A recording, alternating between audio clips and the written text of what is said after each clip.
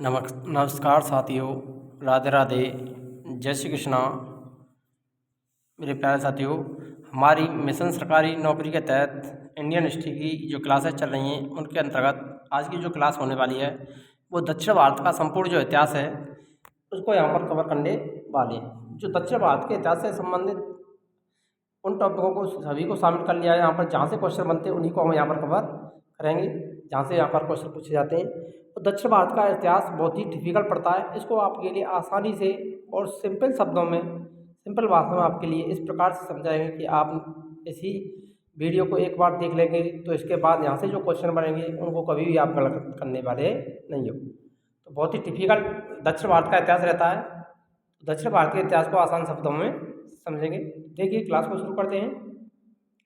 तो दक्षिण भारत का जो इतिहास है उसको हम दो भागों में बांट सकते हैं। जो समय है उसको 100 ईस्वी से 1200 ईस्वी के मध्य का जो काल है वो दक्षिण भारत का इतिहास कहलाता है। इसको दो भागों में बांटा गया है, 100 ईस्वी से 300 ईस्वी के मध्य और 500 से 1200 ईस्वी। इसे दो भागों में बांट करके पढ़ते हैं। तो देखिए, पहला जो काल है वो संगम काल। संगम का अर्थ होता है सभा। संगम का अर्थ क्या होता है? सभा। तो संगम काल के अंतर्गत हम पढ़ेंगे चेर, चोल और पांडव को पढ़ेंगे। और 500 से 1200 ईस्वी के मध्य दक्षिण भारत का जो राजवंश है इसमें दक्षिण भारत के जो राजवंश है उनमें आएंगे आपके पल्लव, राष्ट्रकूट, चालुक्य और चोल। इनको यहाँ पर पढ़ने वाले। आइए आगे बढ़ते हैं, शुरुआत करते हैं संगम काल से। तो देखिए, संगम जो शब्द है वो संस्कृत भाषा का शब्द है। कौन सी भाषा का है? संस्कृत भाषा का एक शब्द है जिसका अर्थ होता है सभा। क्या होता है? सभा। संगम काल का जो समय है वो 100 ईस्वी से लेकर 300 ईस्वी के मध्य का माना जाता है। संगम काल में जो साहित्य लिखा गया, तमिल कवि थे, तमिल कवियों के द्वारा जो साहित्य लिखा जाता, सभाएं की जाती थी, उनमें तमिल साहित्य लिखा गया था, ध्यान रख लेना, इसीलिए उसको संगम काल कहा जाता है। प्राचीन काल में तमिल कवियों के द्वारा सभाओं का आयोजन किया जाता था, यानी सभाएं की जाती थी और इन कवियों के द्वारा सभा में कई तमिल साहित्यों की रचना की गई जिन्हें तमिल साहित्य के नाम से जाना जाता है। इसे संगम साहित्य भी कहते हैं। ध्यान रखना, क्या कहते हैं? संगम साहित्य। इसीलिए इस काल को क्या कहा जाता है? संगम काल कहा जाता है। तो यहाँ पर जो क्वेश्चन बनेगा वो बनेगा तमिल साहित्य को किस नाम से भी जाना जाता है? तो संगम साहित्य के नाम से भी जाना जाता है। और संगम काल का समय 100 से 300 ईस्वी के मध्य का माना जाता है। नेक्स्ट, संगम कालीन जो राज्य हैं उनको यहाँ पर देख लेते हैं। ये जो राज्य हैं, दक्षिण भारत के जो राज्य हैं, कृष्णा नदी के दक्षिण में स्थित थे। कहाँ पर स्थित थे? कृष्णा नदी, जैसा कि आप मैप में देख सकते हैं, कृष्णा नदी के ये कहाँ पर थे? दक्षिण में। यहाँ पर चेर, चोल, पांड्य, क्या ये दक्षिण भारत के अंतर्गत तीनों राष्ट्र आते थे। ये पश्चिमी तट पर, चोल पूर्वी तट पर और पांड्य दक्षिण भारत की तरफ, यानी नीचे दक्षिण में था। तो ये तीन राष्ट्र थे, चोल, चेर, पांड्य। संगम काल के अंतर्गत देखिए, यहाँ पर जो ये तीनों चेर, चोल, पांड्य, यहाँ के जो राज चिन्ह हैं उनको भी आपको ध्यान रखना है। यहाँ से क्वेश्चन बनते ही रहते हैं कि राज चिन्ह क्या थे, तो इनको आपको यहाँ पर देख लेना है। तो इनका जो राज चिन्ह था चेर का, तो वो था धनुष बाण। चोलों का राज्य चिन्ह था सिंह, शेर।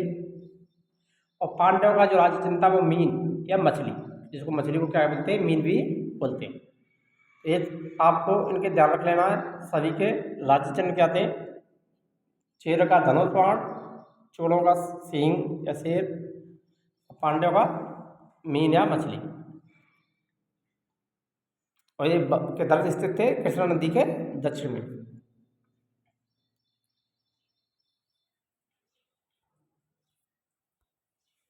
तो आइए सबसे पहले चेर राज्य को यहाँ पर पढ़ते हैं, चेर को कवर करने वाले। तो चेर राज्य यहाँ पर देख सकते हैं आप, पहले ही बता दिया हमने। तो देखिए, केरल का जो प्राचीन नाम है वो चेर था। क्या था? चेर। यहाँ पर कौन सा पड़ता है? केरल वाला हिस्सा ही पड़ता है। तो केरल का जो प्राचीन नाम है वो क्या था? चेर था। ये आपको ध्यान रखना है। इसका जो प्रतीक था वो धनुष था। प्रतीक चिन्ह क्या था चेर का? धनुष। चेर वंश का सबसे प्रतापी जो शासक हुआ उसे सेनगट्टवन। कौन था? सेनगट्टवन। यहाँ से क्वेश्चन बनता है कि चेर वंश का सबसे प्रतापी शासक कौन था? तो वो था सेनगट्टवन, जिसको लाल चेर के नाम से प्रसिद्ध माना जाता है। तो ध्यान रखना, लाल चेर के नाम से कौन प्रसिद्ध थे? तो चेर शासक सेनगट्टवन लाल चेर के नाम से इतिहास में प्रसिद्ध हुए थे। कड़गी पूजा यानी पत्नी पूजा, की शुरुआत चेर काल से ही हुई थी। खड़गी पूजा या पत्नी पूजा की शुरुआत किस काल से मानी जाती है? चेर काल से मानी जाती है। तो चेर वंश का एक और प्रसिद्ध राजा हुआ आदिगेमान। कौन था? आदिगेमान। इसी ने गन्ने की खेती की शुरुआत की। मोस्ट इंपोर्टेंट है कि दक्षिण भारत में गन्ने की खेती की शुरुआत किसने की थी? तो वो की थी आदिगेमान ने। तो यहाँ से क्वेश्चन बन सकता है, ध्यान रखना। गन्ने की खेती दक्षिण भारत में किसने प्रारंभ की थी? कि चेर शासक ने, तो आदिगेमान ने। और वंश पूछा जाए तो चेर वंश ने। और खगड़ी पूजा पत्नी पूजा की शुरुआत किसने की थी? तो वो सेनगट्टर ने, यानी जो लाल चेर के नाम से प्रसिद्ध है, इसने की थी। अब पढ़ते हैं चोल राज्य को। तो चोल राज्य यहाँ पर देख सकते हैं। तो चोल राज्य वाला जैसा है वो आंध्र प्रदेश वगैरह वाला जो क्षेत्र आता है उसी के अंतर्गत आता है। कुछ हिस्सा इसमें तमिलनाडु का भी शामिल हो जाता है। तो देखिए, दक्षिण भारत के इतिहास में चोल वंश बहुत प्रसिद्ध था। दक्षिण भारत में चोल साम्राज्य, चोला साम्राज्य बहुत ही प्रसिद्ध रहा था। 3वीं शताब्दी के बाद पांडवों के कारण इनका पतन हो गया। यानी पांड्य वंश के शासकों ने चोलों का पतन कर दिया था। इनके लगातार चोल और पांड्यों के मध्य संघर्ष चलता रहा, जिसके कारण चोलों का पतन हो गया। पर बाद में 9वीं शताब्दी में इनका फिर से उदय हुआ। और 9वीं शताब्दी में ये फिर से उदय हुआ। और चोलों का जो प्रतीक चिन्ह था वो क्या था? बाघ। क्या था? बाघ। चोलों ने मंतूर, उरेयूर और तंजावुर को अपनी राजधानी बनाया। मोस्ट इंपोर्टेंट ध्यान रखना, चोलों की राजधानी कौन कौन सी थी? मंतूर, उरेयूर और तंजावुर। किस वंश की राजधानी थी? तो चोलों की राजधानी थी। यदि आप चैनल पर नए हैं तो चैनल को सब्सक्राइब करना ना भूलें और वीडियो को लाइक करें और कमेंट करें। हमारी यूट्यूब पर जो भी क्लासेज मिलेंगी आपको ओनली और निःशुल्क सारी की सारी क्लासेज बिना किसी पे शुल्क के उपलब्ध रहेंगी। कोई अलग से ऐप वगैरह हमने नहीं बनाया और ना ही बनाने वाले हैं कि हम आपको ये क्लासेज ऐप पर उपलब्ध कराएं। बिना किसी पे शुल्क के सारी की सारी क्लासेज यूट्यूब पर उपलब्ध होने वाली हैं। तो यहाँ से आप अपनी तैयारी को बेहतर बनाएं। और हमारा जो उद्देश्य है वो सिर्फ यही है कि ताकि प्रत्येक जो छात्र है वो सरकारी नौकरी प्राप्त करे और अपनी आर्थिक स्थिति है उसको सुधारे। यानी जो अगर व्यक्ति को जब नौकरी मिल जाती है तो उसके बाद उसका जीवन भी संभलता है, साथ साथ उसके जो परिवार है उसकी स्थिति भी सही हो जाती है। इसी को ध्यान में रखते हुए हमारा जो उद्देश्य, जो हमने जो समस्याएं झेली उनको आप नहीं झेल पाएँ, इसीलिए हमारा उद्देश्य निःशुल्क यूट्यूब पर क्लासेज उपलब्ध कराने का है। जितना हमारा प्रयास होगा उतना हम आपके लिए अच्छे से अच्छा यानी बेहतरीन कंटेंट देने की कोशिश करेंगे। और आपको बिना जो पेड शुल्क में नहीं मिल पाता उससे ही बेहतरीन कंटेंट आपके लिए यहाँ पर उपलब्ध कराएंगे। तो इसीलिए हमारा जो उद्देश्य है उसमें आपको सहयोग करना है, अपनी मेहनत करनी है और चैनल को अधिक से अधिक सब्सक्राइब करो और शेयर करो ताकि प्रत्येक छात्र तक हमारी ये निःशुल्क क्लासेज उपलब्ध हो सकें। ऑल ओवर इंडिया में जो भी एग्ज़ाम होते हैं सभी के लिए ये क्लास यूपीएससी हो, आरपीएससी, एमपीएससी, यूपीपीएससी, बीपीएससी, सारे एग्जामों के लिए ये क्लास इम्पोर्टेंट होने वाली है। देखिए आगे बढ़ते हैं। चोल वंश के जो प्रमुख शासक थे उनमें देख लेते हैं करिकाल और एलारा। इनमें से जो प्रसिद्ध जो शासक रहा है, करिकाल का बहुत ही प्रसिद्ध था चोल वंश में। कौन था? करिकाल बहुत ही प्रसिद्ध शासक रहा था। इनकी राजधानी को आपको ध्यान रखना है महत्वपूर्ण रूप से, मंतूर, उरेयूर और तंजावुर किसी राजधानी थी चोल वंश की। और इनका जो प्रसिद्ध शासक था वो करिकाल था और एलारा भी था। करिकाल को हम यहाँ पर महत्वपूर्ण रूप से पढ़ते हैं, यानी इसका यहाँ से अधिकांशतः क्वेश्चन बनते ही बनते हैं दक्षिण भारत में चोलों के अंतर्गत। तो चोलों का पहला महानतम शासक था कौन? करिकाल। कावेरी नदी के किनारे 160 किलोमीटर बांध का निर्माण किसने करवाया था? करिकाल ने करवाया। और प्रसिद्ध पोहार बंदरगाह जिसको क्या कहते हैं? कावेरी पत्तनम बंदरगाह कहते हैं, तो करिकाल ने ही इनका निर्माण करवाया था। मोस्ट इंपोर्टेंट है, ध्यान रखना, कावेरी पत्तनम बंदरगाह या पोहार बंदरगाह। और कावेरी नदी के किनारे बांध का निर्माण किसने करवाया था? करिकाल ने। एलारा ने श्रीलंका को जीतकर उस पर 50 वर्ष तक शासन किया। ये एलारा का संबंध है श्रीलंका से, तो इसने श्रीलंका को विजय प्राप्त की थी और 50 वर्षों श्रीलंका पर इसने शासन किया था। आइए अब नेक्स्ट बढ़ते हैं पांड्य साम्राज्य की तरफ। चोलों का जो पतन हुआ था वो पांडवों के कारण हुआ था 3वीं शताब्दी में। इस राज्य का सर्वप्रथम जो उल्लेख है वो मेगस्थनीज ने अपनी पुस्तक इंडिका में किया है। मेगस्थनीज ने इंडिका पुस्तक लिखी थी। चंद्रगुप्त मौर्य के समय मेगस्थनीज भारत आया था और उसमें इंडिका पुस्तक लिखी थी। उसमें उसने पांड्य साम्राज्य का उल्लेख सर्वप्रथम किया था? यहाँ पर देख सकते हैं पांड्यों का। इस राज्य का जो शासन है ज़्यादातर स्त्रियों के हाथ में रहा। एक पांड्य जो साम्राज्य है वो अधिकार तक किसके हाथ में रहा था? स्त्रियों ने यहाँ पर शासन किया था। एक जो प्रतीक चिन्ह है वो मछली या मीन, क्या है? मीन कह सकते हैं, मछली को मीन कहा जाता है। मदुरई पांड्य वंश की राजधानी थी, मोस्ट इंपोर्टेंट ध्यान रखना। पांड्य वंश की राजधानी क्या थी? मदुरई थी। इस वंश का जो प्रसिद्ध शासक हुआ वो नेडियोन। कौन था? नेडियोन था। नोट, यह राज्य मोतियों के लिए काफी प्रसिद्ध था, मोस्ट इंपोर्टेंट। क्या कौन सा राज्य था जो मोतियों के लिए प्रसिद्ध था? तो पांड्य साम्राज्य। कौन सा? पांड्य साम्राज्य मोतियों के लिए प्रसिद्ध रहा था। संगमकालीन जो प्रमुख साहित्य है उसको यहाँ पर आप देख सकते हैं, यहाँ से क्वेश्चन बनते ही बनते हैं, इसीलिए हमने इसको शामिल किया है आपके लिए। ये क्वेश्चन कई बार एग्जाम में रिपीट हुए हैं। तोलकापियम, तोलकापियर ने लिखा था। शिल्पाधिकारम एलांगो आदिलगर, एलांगो आदिगर ने शिल्प कार्यक्रम लिखा था। तमिलों के प्रमुख देवता की बात करें तो मुरुगन। कौन थे? मुरुगन थे। ये कई बार क्वेश्चन बनते हैं। और अगर आपको हमारी संगम काल से संबंधित हमने ऑब्जेक्टिव क्लासेज भी डाल रखी है, उसको आप हमारे चैनल पर जाकर के देख सकते हैं। तो इसके उस ऑब्जेक्टिव टाइप जो क्वेश्चन है, मॉडल पेपर है, उसको भी आप यहाँ पर हल करें, ताकि जो हमारे प्रीवियस ईयर में संगम काल से जो क्वेश्चन बने वो सारे के सारे वहाँ पर हमने कवर किए हैं। नेक्स्ट देखिए, आगे बढ़ते हैं। अब दक्षिण भारत के जो प्रमुख राजवंश हैं, हमने संगम काल को पढ़ लिया। अब दक्षिण भारत के जो अन्य राजवंश हैं उनको यहाँ पर पढ़ने वाले। 500 ईस्वी से 1200 ईस्वी के मध्य पल्लव वंश और चालुक्य वंश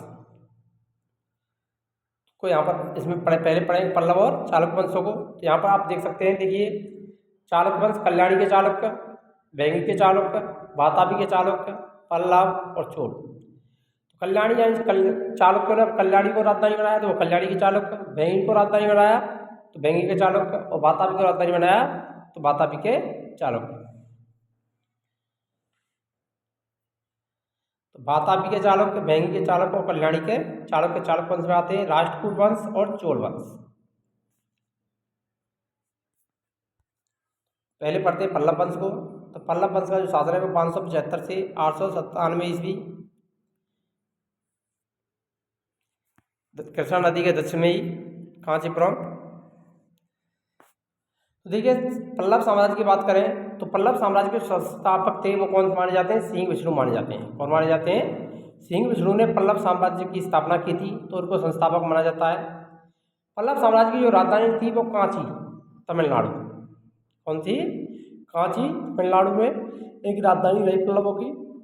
और इनकी जो राजभाषा थी वो कौन सी? संस्कृत। ये भी आपको ध्यान रखना है कि पल्लवों की राजभाषा क्या थी?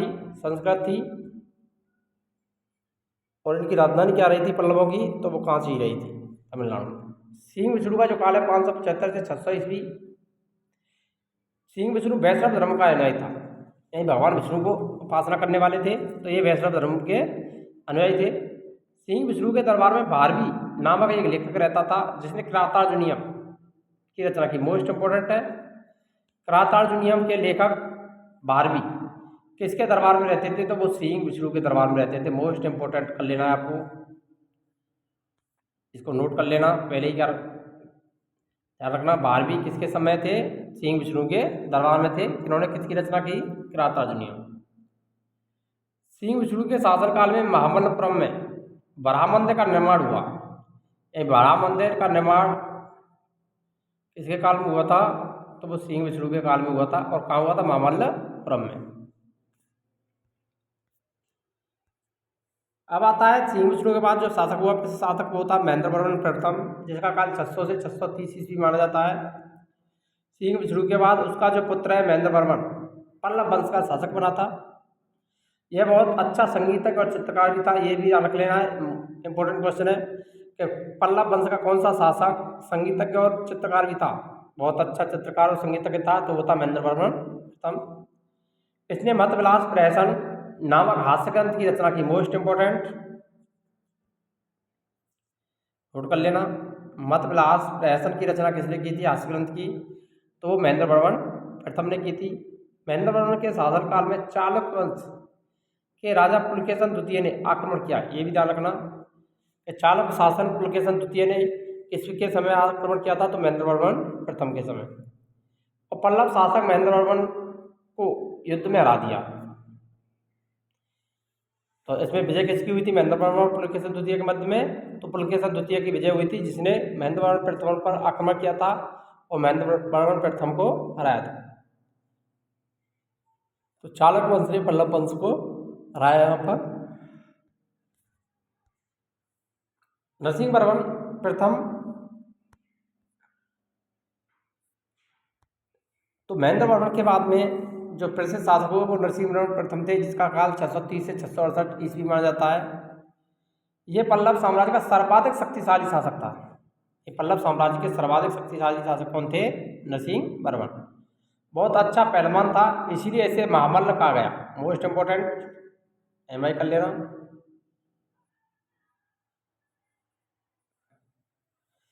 तो नरसिंह वर्मन प्रथम को महामल्ल क्यों कहा गया था? क्योंकि वो बहुत ही अच्छा पहलवान था और बहुत अच्छा पहलवान होने के कारण उसे महामल्ल कहा गया था। इसने चालुक्य शासक पुलकेशन द्वितीय को युद्ध में पराजित किया और इसके उपलक्ष्य में इसने वातापी कुंड की उपाधि धारण की। Most important. तो कौन सी उपाधि धारण की थी इसने पुलकेशन द्वितीय को हराकर? ध्यान रखना, महेंद्र वर्मन को किसने हराया था? पुलकेशन द्वितीय ने हराया था। उसके बाद नरसिंह वर्मन प्रथम ने पुलकेशन द्वितीय को पराजित किया और वातापी कुंड की उपाधि उसने धारण कर ली। तो वातापी कुंड की उपाधि किसने धारण की थी? तो वो पुलकेशन द्वितीय को हरा करके किसने की थी? नरसिंह वर्मन प्रथम ने की थी। ये आपको ध्यान रखने ला यहाँ पर मोस्ट इंपोर्टेंट है। और जो हेनसांग था वो कांची में प्रवेश किया था। इसके समय में नरसिंह वर्मन प्रथम के समय हेनसांग ने कांची में प्रवेश किया और महाबलीपुरम के रथ मंदिरों का निर्माण नरसिंह वर्मन प्रथम ने, देखो यहाँ पर नहीं आग लग गया है, गलत है, ये ने करवाया था।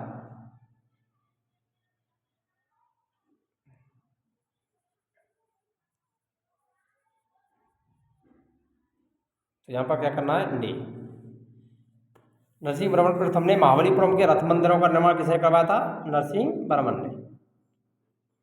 मोस्ट इंपोर्टेंट है। महाबलीपुरम के रथ मंदिर यहाँ पर देख सकते हैं, अपनी नक्काशी वगैरह के लिए बहुत ही प्रसिद्ध है ये।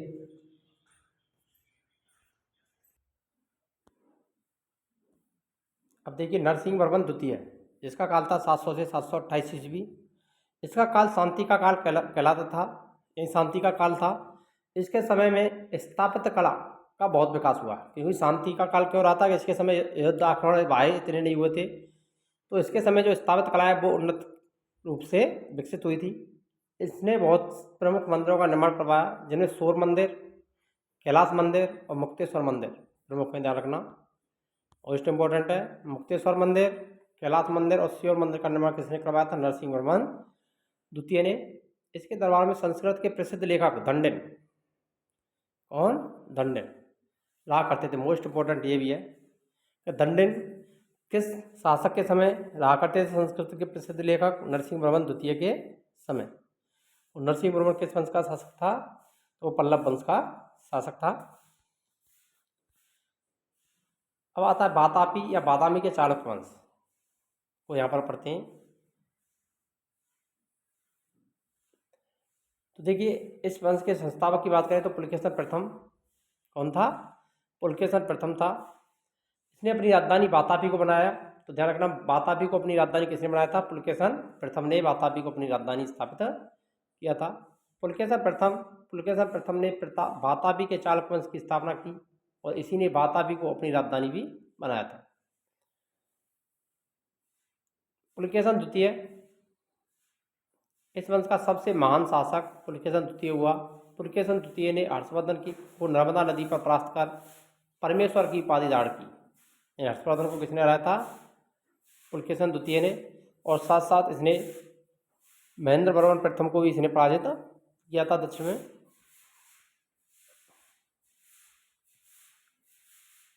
और कौन सी उपाधि धारण की थी इसने? परमेश्वर की। ये आपको यहाँ पर इंपॉर्टेंट रूप से ध्यान रख लेना है।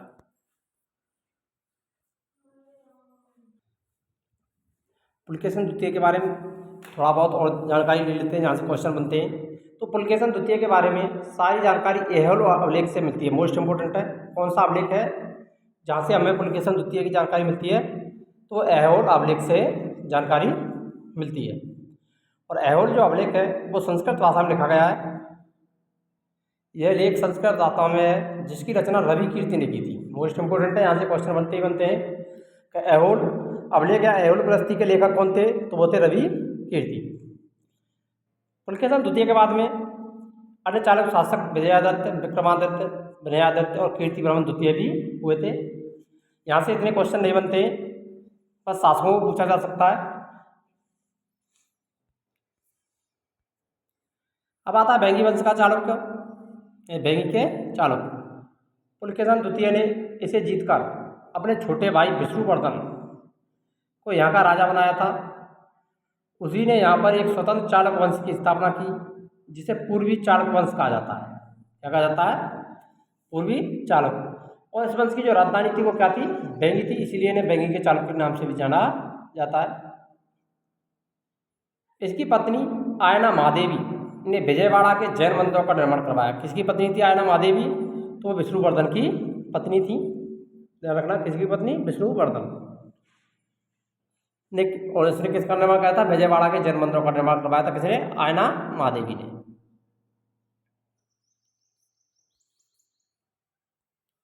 कल्याणी का चालुक्य वंश। जिन चालुक्यवंशी राजाओं ने हैदराबाद राज्य क्षेत्र कल्याणपुर को, किसको? कल्याणपुर यानी कल्याणी को अपनी राजधानी बनाया, उसे कल्याणी के चालुक्य वंश के नाम से जाना जाता है। इसका जो संस्थापक था वो तेलव द्वितीय। कल्याणी का संस्थापक कौन था? तो वो तेलव द्वितीय था। सबसे शक्तिशाली शासक विक्रमादित्य षष्ठ हुआ। विक्रमादित्य षष्ठम कल्याणी के चालुक्य वंश के सबसे शक्तिशाली शासक थे। इन्होंने 1076 ईस्वी में राज्याभिषेक के उपलक्ष्य पर एक सम्मत जारी किया था जो चालुक्य विक्रम सम्मत के नाम से विख्यात है। मोस्ट इंपोर्टेंट, चालुक्य विक्रम सम्मत किसने प्रारंभ किया था? तो विक्रमादित्य षष्ठ ने 1076 में प्रारंभ किया था। विक्रमादित्य ने विक्रम कुंड नामक नगर को बसाया और विष्णु मंदिर का इसने यहाँ पर निर्माण करवाया था। कल्याणी के चालुक्य वंश का अंतिम जो शासक हुआ वो तेलव तृतीय था। कौन था? तेलव तृतीय। अब आते हैं राष्ट्रकूट वंश पर। राष्ट्रकूट वंश की बात करें तो इसका संस्थापक कौन था? दंतीध्रुव ने राष्ट्रकूट वंश की स्थापना की और अपनी राजधानी किसको बनाया था? मान्यखेत को इसने अपनी राजधानी बनाया था। प्रमुख शासकों की बात करें, कृष्ण प्रथम, ध्रुव प्रथम, गोविंद तृतीय, अमोघवर्ष और कृष्ण तृतीय राष्ट्रकूट वंश के प्रमुख शासक हुए। पहले पढ़ते कृष्ण प्रथम को। तो कृष्ण प्रथम की बात करें तो दंतीध्रुव के बाद अगला जो शासक बना वो कृष्ण प्रथम था। एलोरा के प्रसिद्ध कैलाश मंदिर का निर्माण कृष्ण प्रथम ने करवाया था। मोस्ट इंपोर्टेंट है, पूछा जाता है, कई बार एग्जाम में रिपीट हुआ है क्वेश्चन। एलोरा के कैलाश मंदिर का निर्माण किसने करवाया था? तो यहाँ पर देख सकते हैं एलोरा का कैलाश मंदिर, राष्ट्रकूट वंश। तो इसका निर्माण करवाया था किसने? कृष्ण प्रथम ने। ये आपको ध्यान रखना, कई बार क्वेश्चन बना है एलोरा के कैलाश मंदिर के निर्माता कौन थे? तो वो थे कृष्ण प्रथम। ध्रुव को धारावर्ष के नाम से इतिहास में प्रसिद्ध हुआ था। ध्रुव किस नाम से प्रसिद्ध हुआ इतिहास में? धारावर्ष। गोविंद तृतीय बहुत प्रतापी शासक था। उसे पल्लव, पांड और गंग शासकों को पराजित किया। गोविंद तृतीय के बाद उसका जो पुत्र है वो अमोघवर्ष अगला शासक बना और यह जैन धर्म का अनुयायी था। तो अमोघवर्ष किस धर्म का अनुयायी था? जैन धर्म। इसने कन्नड़ भाषा में कवि राजमार्ग की रचना की। मोस्ट इंपोर्टेंट, कवि राजमार्ग की रचना किसने की थी? तो अमोघवर्ष ने की थी। कौन सी भाषा में? कन्नड़ भाषा। इस वंश के अंतिम शासक की बात करें तो अंतिम और महान शासक कृष्ण तृतीय हुआ। इसी के दरबार में कन्नड़ भाषा के प्रमुख कवि पूर्ण रहा करते थे। ध्यान रखना, कन्नड़ भाषा के प्रमुख कवि पूर्ण किसके दरबार में रहा करते थे? कृष्ण तृतीय के में, जिन्होंने शांति पुराण की रचना की। किसकी रचना की थी इन्होंने? पूर्ण ने शांति पुराण की रचना की थी। तो जल्दी से जल्दी वीडियो को लाइक अवश्य करें अगर आपको क्लासेस अच्छी लग रही हैं, और चैनल को शेयर और सब्सक्राइब करना ना भूलें।